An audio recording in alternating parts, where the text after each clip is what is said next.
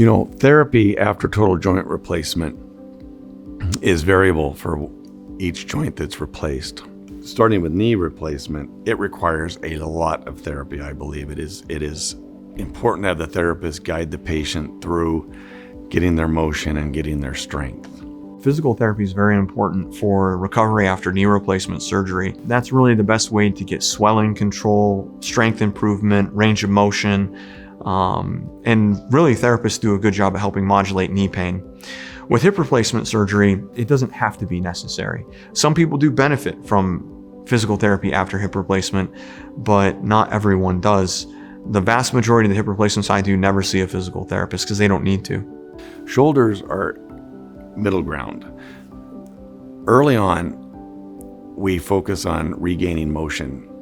The shoulder has more motion than any other joint in the body.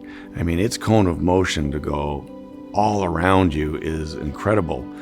And we strive to maximize range of motion after a shoulder surgery. We only take one muscle off to get into the shoulder to put in the new bearings components, and then we sew that muscle back on. There are 16 other muscles around the shoulder that we have not altered, and so patients have an opportunity to try to stretch those muscles again. So for the first 6 weeks or so, depending on surgeon preference, we emphasize gaining range of motion in every plane. We need to have the bone grow into the parts, the component parts. So we don't want to be too vigorous with strengthening or reconditioning or pushing or pulling, and we wait until the bone has grown into the parts, generally about 6 weeks, and then we initiate strengthening.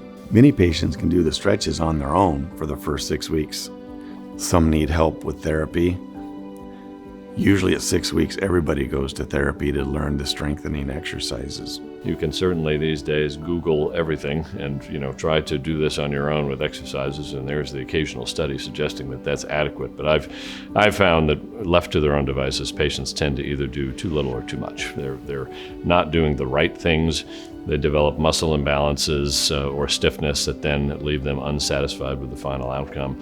Or, as is typical of most of us, they're too much too soon. They're just not really knowing what's too much. They overdo it, and then they have a sore knee that they're not thrilled with. And therapy helps to kind of guide that. It's the best way to have a predictable functional recovery after surgery.